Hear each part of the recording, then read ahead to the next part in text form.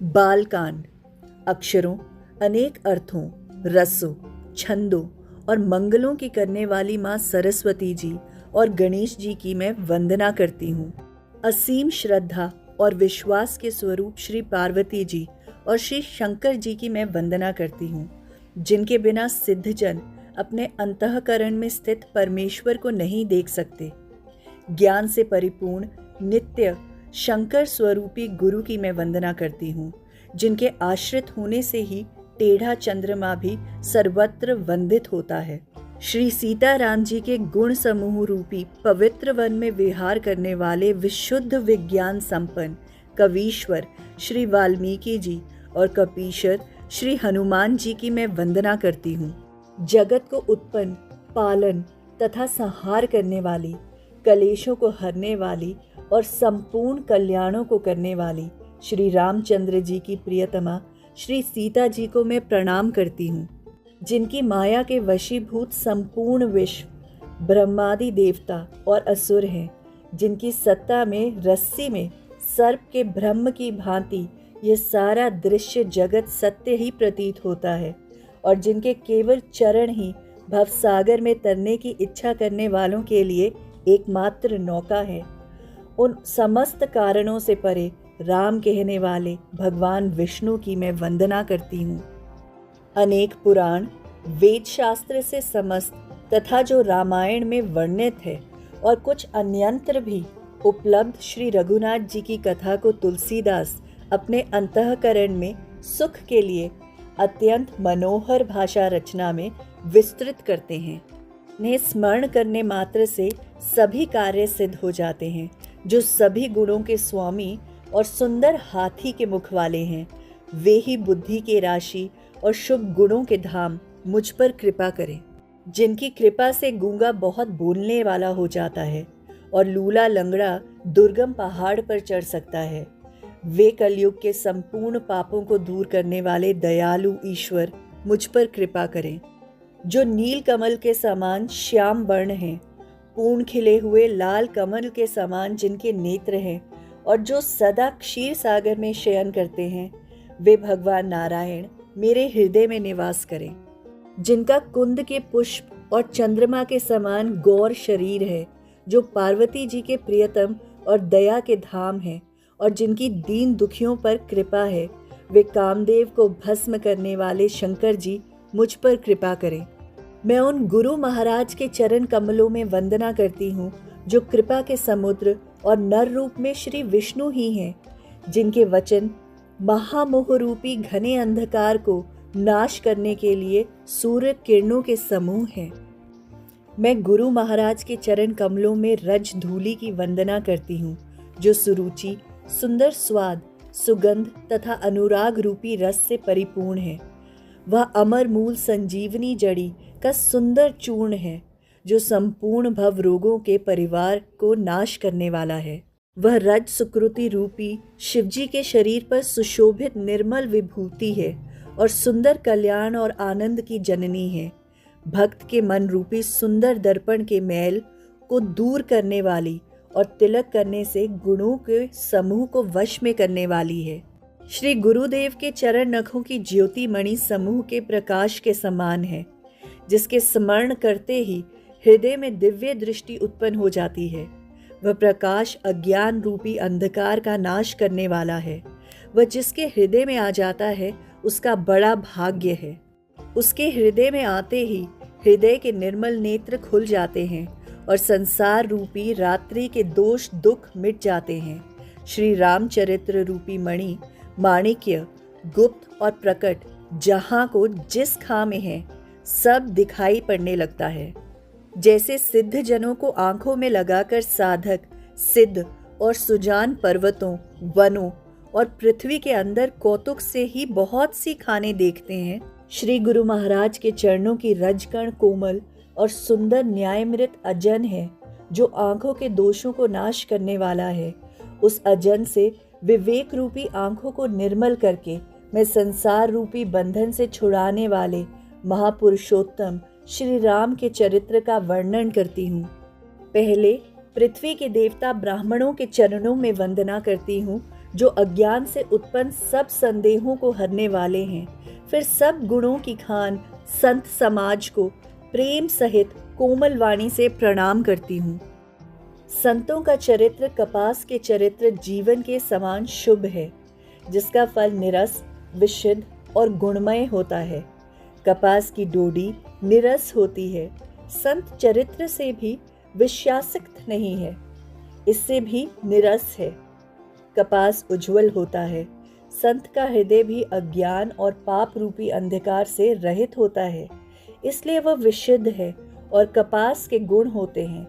इसी प्रकार संत का चरित्र भी सद्गुणों का भंडार होता है, इसीलिए वो गुणमान्य है।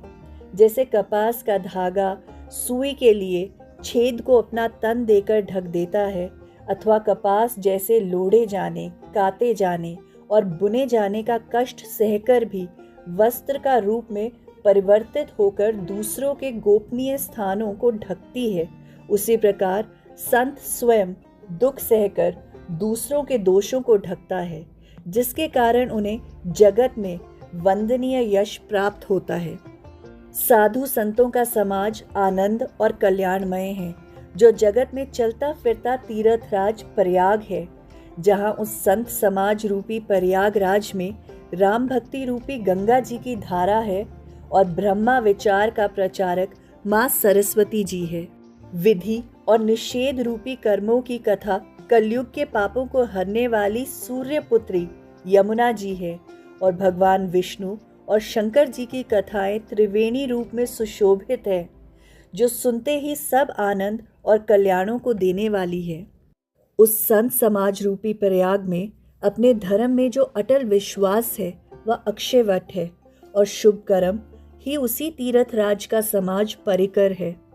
वह संत समाज रूपी प्रयागराज सब देशों में सब समय सभी को सहज ही प्राप्त हो सकता है और आदर पूर्वक सेवक करने से कलेशों को नष्ट करने वाला है।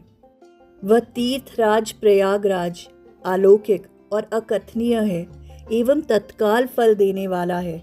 उसका प्रभाव प्रत्यक्ष है। जो मनुष्य इस संत समाज रूपी तीर्थराज का प्रभाव प्रसन्न मन से सुनते हैं, समझते हैं और फिर अत्यंत प्रेम पूर्वक इसमें गोते लगाते हैं, वे इस शरीर के रहते ही धर्म, अर्थ, काम, मोक्ष चारों फल को पा जाते हैं। इस तीर्थराज में स्नान करने का फल तुरंत देखने में आता है। कौआ कोयल और बगुला हंस हो जाता है। यह सुनकर कोई आश्चर्य न करे, क्योंकि सत्संग की महिमा छिपी नहीं है। वाल्मीकि जी, नारद जी और अगस्त्य जी ने अपने अपने मुखों से अपनी होनी जीवन का वृतांत कहे हैं। जल में रहने वाले, पृथ्वी पर चलने वाले और आकाश में विचरण करने वाले अनेक प्रकार के जड़ चेतन जितने जीव इस जगत में हैं, उनमें से जिसने जिस समय कहीं भी जिस किसी यत्न से बुद्धि, कीर्ति, सद्गति, विभूति, ऐश्वर्य और भलाई पाई है, सो सब सत्संग का भी प्रभाव समझना चाहिए। वेदों में और लोकों में इनकी प्राप्ति का दूसरा कोई उपाय नहीं है। बिना सत्संग के ज्ञान नहीं होता और वह सत्संग श्री राम जी की कृपा के बिना मिलना सहज नहीं है। सत्संगति आनंद मंगल की जड़ है, सिद्धि उसका फल है और सब साधन फूल है। दुष्ट भी सत्संगति पाकर सुधर जाते हैं। जैसे पारस के स्पर्श से लोहा सोना हो जाता है, सुंदर सुहावना बन जाता है, किंतु देवयोग से यदि कभी सज्जन कुसंगति में पड़ जाते हैं तो वे वहां भी सांप की मणि के समान अपने गुणों का ही अनुसरण करते हैं। अर्थात जिस प्रकार सांप का संसर्ग पाकर भी मणि उसे विष को ग्रहण नहीं करती तथा अपने सहज गुण प्रकाश को नहीं छोड़ती, उसी प्रकार साधु पुरुष दुष्टों के संग में रहकर भी दूसरों को प्रकाश ही देते हैं। दुष्टों का उन पर कोई प्रभाव नहीं पड़ता। ब्रह्मा, विष्णु, शिव, कवि और पंडितों की वाणी भी संत महिमा का वर्णन करने में सकुचाते हैं। वह मुझसे किस प्रकार नहीं कही जाती। जैसे साग सब्जी बेचने वालों से मणियों के गुण समूह नहीं कहे जा सकते। मैं संतों को प्रणाम करती हूँ, जिनके चित्त मैं समझती हूँ। जिनका ना कोई मित्र है ना शत्रु, जैसे अंजलि में रखे हुए सुंदर फूल जिस हाथ ने फूलों को तोड़ा, जिसने उनको रखा, उन दोनों ही हाथों को समान रूप से सुगंधित करते हैं, वैसे ही संत शत्रु और मित्र दोनों का ही समान रूप से कल्याण करते हैं। संत सरल हृदय और जगत के हितकारी होते हैं। उनके ऐसे स्वभाव और स्नेह को मैं जानकर वंदना करती हूँ। मेरी इस बाल विनय को सुनकर कृपा करके श्री राम जी के चरणों में मुझे प्रीति दें। अब मैं सच्चे भाव से दुष्टों को प्रणाम करती हूँ, जो बिना ही प्रयोजन अपना हित करने वालों के भी प्रतिकूल आचरण करते हैं। दूसरों के हितों की जिनकी दृष्टि में लाभ है, जिनका दूसरों के उजड़ने में हर्ष है और बसने में विषाद होता है, जो विष्णु और शिव के यश रूपी पूर्णिमा के चंद्रमा के लिए राहु के समान है, अर्थात जहाँ कहीं भगवान विष्णु और शंकर के यश का वर्णन होता है, उसी में वो बाधा देते हैं और दूसरों की बुराई करने में सहस्त्र बाहु के समान वीर हैं, जो दूसरों के दोषों को 1000 आंखों से देखते हैं और दूसरों की हित रूपी घी के लिए जिनका मन मक्खी के समान है, अर्थात जिस प्रकार मक्खी घी में गिरकर उसे खराब कर देती है और स्वयं भी मर जाती है, उसी प्रकार दुष्ट लोग दूसरों के बने बनाए काम को भी बिगाड़ देते हैं।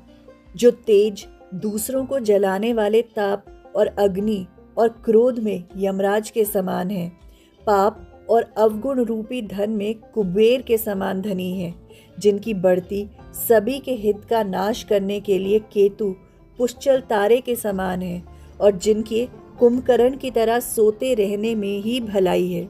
जैसे ओले खेती का नाश करके स्वयं भी गल जाते हैं, वैसे ही दूसरों का काम बिगाड़ने के लिए अपना शरीर तक छोड़ देते हैं। मैं दुष्टों को 1000 मुख वाले शेष जी के समान समझकर प्रणाम करती हूँ, जो पराये दोषों का 1000 मुखों से बड़े रोष के साथ वर्णन करते हैं। पुनः उनको राजा पृथु, जिन्होंने भगवान का यश सुनने के लिए 10,000 कान मांगे थे, के समान जानकर प्रणाम करती हूँ, जो 10,000 कानों से दूसरों के पापों को सुनते हैं।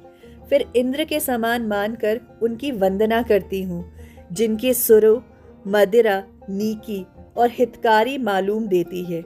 इंद्र के लिए भी सुरानीक अर्थात देवताओं की सेना हितकारी है, जिनके कठोर वचन रूपी वज्र सदा प्यारा लगता है और जो 1000 आंखों से दूसरों के दोषों को देखते हैं।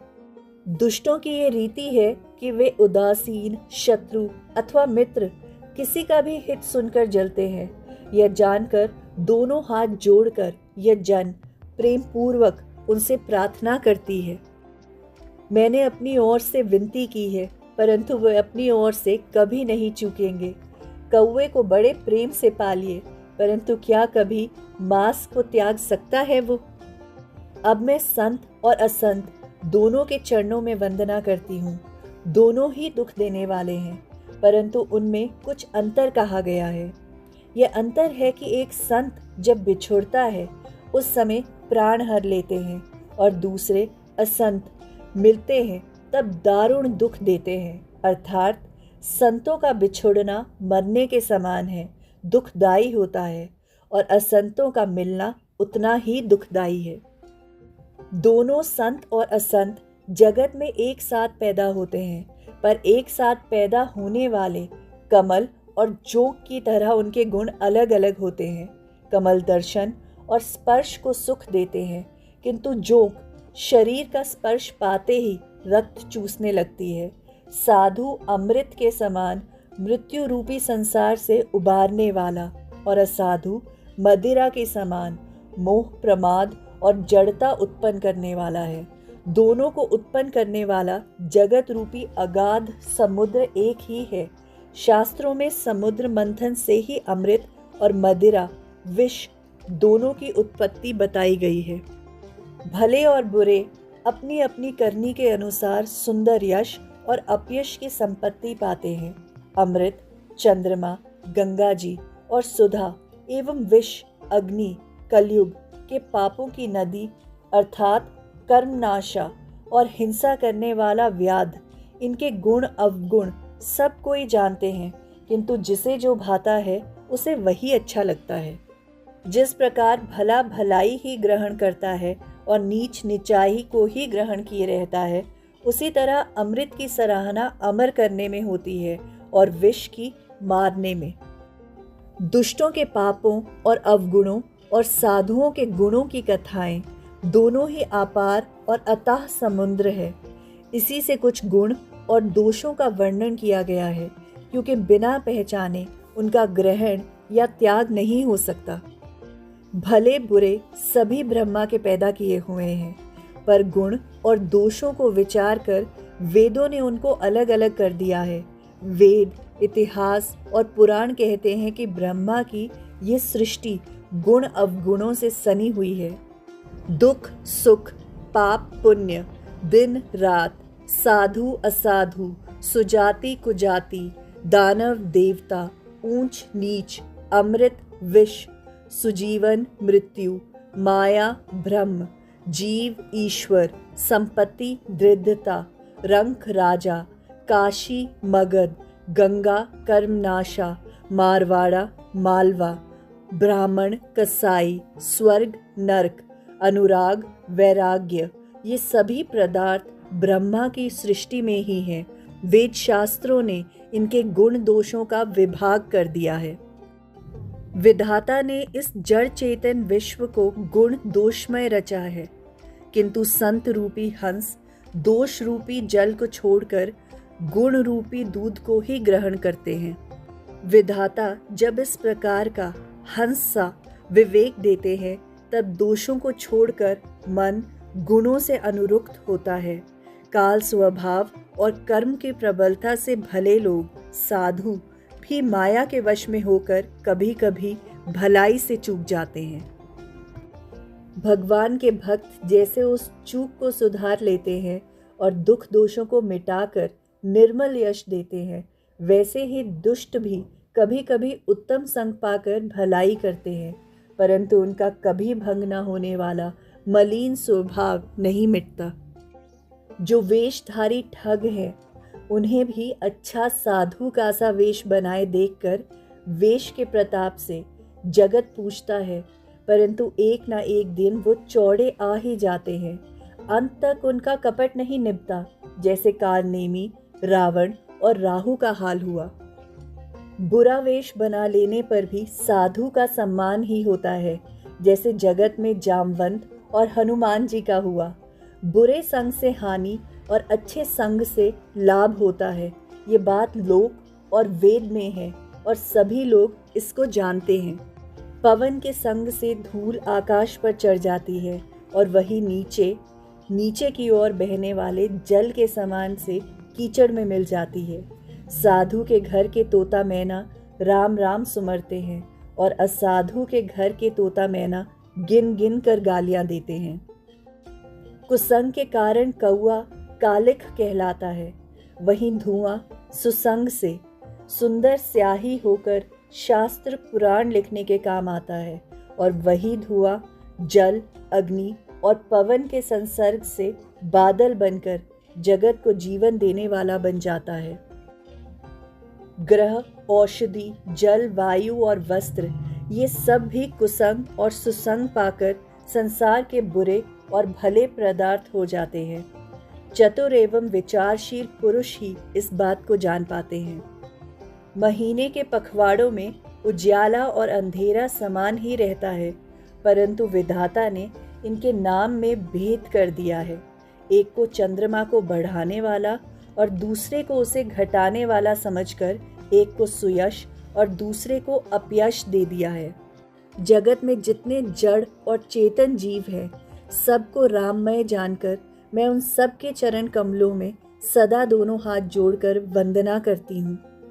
देवता, दैत्य, मनुष्य, नाग, पक्षी, प्रेत, पितृ, गंधर्व, किन्नर और निशाचर सबको प्रणाम करती हूँ।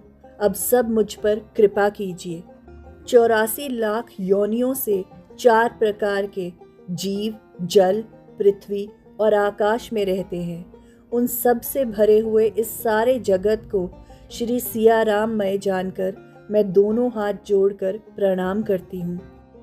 मुझको अपना सेवक जानकर कृपा की खान आप सब लोग मिलकर छल छोड़कर कृपा कीजिए। मुझे अपने बुद्धि बल का भरोसा नहीं है, इसलिए मैं सबसे विनती करती हूँ।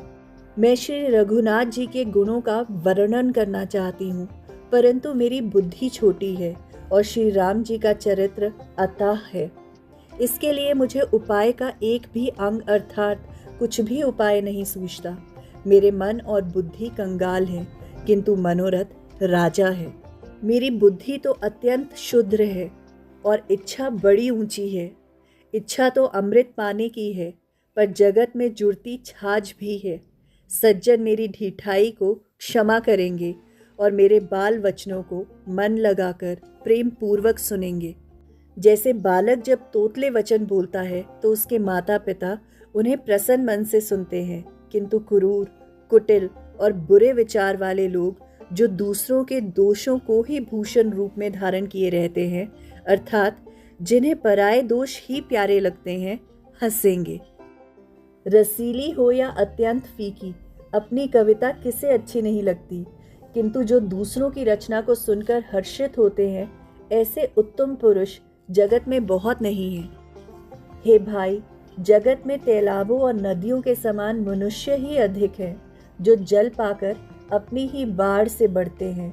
समुद्र सा तो कोई एक विरला ही सज्जन होता है, जो चंद्रमा को पूर्ण देखकर दूसरों को उत्कर्ष देखकर उमड़ पड़ता है। मेरा भाग्य छोटा है और इच्छा बहुत बड़ी, परंतु मुझे पूर्ण विश्वास है कि इसे सुनकर सज्जन सभी सुख पाएंगे और दुष्ट हंसी उड़ाएंगे। किंतु दुष्टों के हंसने से मेरा हित ही होगा। मधुर कंठ वाली कोयल को कौवे तो कठोर ही कहा करते हैं, जैसे बगुले हंस को और मेंढक पपीहे को हंसते हैं, वैसे ही मलिन मन वाले दुष्ट निर्मल वाणी को हंसते हैं। जो ना तो कविता के रसिक हैं, ना जिनका श्री रामचंद्र जी के चरणों में प्रेम है, उनके लिए भी यह कविता सुखद हास्य रस का काम देगी। प्रथम तो ये भाषा की रचना है, दूसरे मेरी बुद्धि भोली है, इससे यह हंसने के योग्य ही है। हंसने में उन्हें कोई दोष नहीं। जिन्हें ना तो प्रभु के चरणों में प्रेम है और ना ही अच्छी समझ है, उन्हें यह कथा सुनने में फीकी लगेगी। जिनकी श्री हरि और श्री हर भगवान शिव जी के चरणों में प्रीति है और जिनकी बुद्धि कृतक करने वाली नहीं है, जो श्री हरि हर में भेद या ऊंच नीच की कल्पना नहीं करते, उन्हें श्री रघुनाथ जी की ये कथा मीठी लगेगी। सज्जनगण इस कथा को अपने जी में श्री राम जी की भक्ति से भूषित जानकर मधुर वाणी से सराहना करते हुए सुनेंगे। मैं ना तो कवि हूँ, ना वाक्य रचना में ही कुशल हूँ। मैं तो सब कलाओं तथा सब विधाओं से रहित हूँ।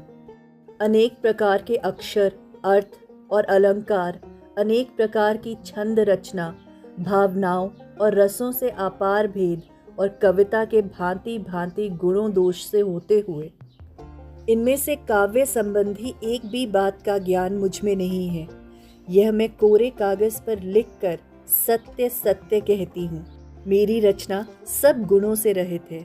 इसमें बस जगत प्रसिद्ध एक गुण है, उसे विचार कर अच्छी बुद्धि वाले पुरुष जिनके निर्मल ज्ञान है उसको सुनेंगे। इसमें श्री रघुनाथ जी का उदार नाम है, जो अत्यंत पवित्र है, वेद पुराणों का सार है, कल्याण का भवन है और अमंगलों को हरने वाला है, जिसे पार्वती जी सहित भगवान शिव जी सदा जाप करते हैं। जो अच्छे कवि द्वारा रची गई बड़ी अनूठी कविता है, वह भी राम नाम के बिना शोभा नहीं पाती। जैसे चंद्रमा के समान मुख वाली सुंदर स्त्री सब प्रकार से सुसज्जित होने पर भी वस्त्र के बिना शोभा नहीं देती, इसके विपरीत कुकवि की रची हुई सब गुणों से रहित कविता को भी राम के नाम एवं यश से अंकित जानकर बुद्धिमान लोग आदर पूर्वक कहते और सुनते हैं, क्योंकि संत जन भंवरे की भांति गुणों को ही ग्रहण करने वाले होते हैं। यद्यपि मेरी इस रचना में कविता का एक भी रस नहीं है, तथापि इसमें श्री राम जी का प्रताप प्रकट है। मेरे मन में यही एक भरोसा है, भले संग से भला किसे बड़प्पन नहीं मिला। धुआं भी अगर संग से सुगंधित होकर अपने स्वाभाविक कड़वेपन को छोड़ देता है, मेरी कविता अवश्य भद्दी है, परंतु इसमें जगत का कल्याण करने वाले राम कथा रूपी उत्तम वस्तु का वर्णन किया गया है। इसे यह भी अच्छी ही समझ आएगी। तुलसीदास जी कहते हैं कि श्री रघुनाथ जी की कथा कल्याण करने वाली और कलयुग के पापों को हरने वाली है। मेरी इस भद्दी कविता रूपी नदी की चाल पवित्र जल वाली नदी गंगा जी की चाल की भांति टेढ़ी मेढ़ी है। प्रभु श्री रघुनाथ जी के सुंदर यश का संसर्ग से मेरी कविता सुंदर तथा सज्जनों के मन को भाने वाली हो जाएगी। शमशान की अपवित्र राख भी श्री महादेव जी के अंग के संसर्ग से सुहावनी लगती है और स्मरण करते ही पवित्र कर देने वाली होती है। श्री राम जी के यश के संसर्ग से मेरी कविता भी अत्यंत प्रिय लगेगी। जैसे मलय पर्वत के संसर्ग से काष्ठ मात्र चंदन बनकर वंदनीय हो जाता है, फिर क्या कोई काठ की तुच्छता का विचार करते हैं? श्यामा गौ काली होने पर भी उसका दूध उज्जवल है और बहुत गुणकारी होता है, यही समझकर सब लोग उसे पीते हैं। इसी तरह गवारू भाषा में होने पर भी श्री सीताराम जी के यश को बुद्धिमान लोग बड़े चाव से गाते और सुनते हैं। मणि, माणिक और मोती की जैसी सुंदर छवि है, वह सांप, पर्वत और हाथी के मस्तक पर वैसी शोभा नहीं पाती। राजा के मुकुट और नवयुवती स्त्री के शरीर को पाकर ही यह सब अधिक शोभा को प्राप्त करते हैं। इसी तरह बुद्धिमान लोग कहते हैं कि सुकवि की कविता भी उत्पन्न और कहीं होती है और शोभा कहीं और पाती है, अर्थात कवि की वाणी से उत्पन्न हुए कविता वहाँ शोभा पाती है जहाँ उसका विचार, प्रचार और उसके कथित आदर्श का ग्रहण और अनुसरण होता है। कवि के स्मरण करते ही उसकी भक्ति के कारण सरस्वती जी ब्रह्मालोक को छोड़कर दौड़ी चली आती है। सरस्वती जी की दौड़ी आने की वह थकावट रामचरित्र रूपी सरोवर में उन्हें नहलाए बिना दूसरे करोड़ों उपायों से भी दूर नहीं होती। कवि और पंडित अपने हृदय में ऐसा विचार कर कलयुग के पापों को हरने वाले श्री हरि के यश का ही गान करते हैं। संसारी मनुष्यों का गुणगान करने से सरस्वती जी सिर धुन पर पछताने लगती है कि मैं क्यों इसके बुलाने पर आई। बुद्धिमान लोग हृदय को समुद्र, बुद्धि को सीप और सरस्वती को स्वाति नक्षत्र के समान कहते हैं। उन कविता रूपी मुक्ता मणियों से युक्त से भेद कर फिर रामचरित्र रूपी सुंदर धागे में पिरोकर सज्जन लोग अपने निर्मल हृदय में धारण करते हैं, जिससे अत्यंत अनुराग रूपी शोभा होती है। वे अत्यंत प्रेम को प्राप्त करते हैं। जो कराल कलयुग में जन्मे हैं, जिनकी करनी कौवे के समान है और वेश हंस के जैसा है, जो वेद मार्ग को छोड़कर कुमार्ग पर चलते हैं, जो कपट की मूर्ति और कलयुग के पापों से भाड़े हैं, जो श्री राम जी के भक्त कहलाकर लोगों को ठगते हैं, जो धन, लोभ, क्रोध और काम के गुलाम हैं, जो धीगा धीगी करने वाले हैं, जो धर्मध्वजी और कपट के धंधों का बोझ ढोने वाले हैं। संसार के ऐसे लोगों में सबसे पहले मेरी गिनती है। मैं यदि अपने अवगुणों को कहने लगूं तो कथा बहुत बढ़ जाएगी और मैं पार नहीं पाऊंगी। इससे मैंने बहुत कम अवगुणों का वर्णन किया है। बुद्धिमान लोग थोड़े ही में समझ लेंगे। मेरे अनेक प्रकार की विनती को समझकर कोई भी इस कथा को सुनकर दोष नहीं देगा। इतने पर भी जो शंका करेंगे वे तो मुझसे भी अधिक मूर्ख और बुद्धि के कंगाल हैं। मैं ना तो कवि हूँ ना चतुर कहलाती हूँ। अपनी बुद्धि के अनुसार ही श्री राम जी के गुणों को गाती हूँ। कहाँ तो श्री रघुनाथ जी के अपार चरित्र, कहाँ संसार में आकसत मेरी बुद्धि। जिस हवा में सुमेरु जैसे पहाड़ उड़ जाते हैं, कहिए तो उसके सामने रूई किस गिनती में है। श्री राम जी की असीम प्रभुता को समझकर कथा रचने में मेरा मन बहुत हिचकिचाता है। सरस्वती जी, शेष जी, शिव जी, ब्रह्मा जी, शास्त्र, वेद और पुराण ये सब नेति नेति कहकर पार नहीं पाकर ऐसे नहीं कहते हुए सदा जिनका गुणगान किया करते हैं। यद्यपि प्रभु श्री रामचंद्र की प्रभुता को सभी ऐसे ही जानते हैं,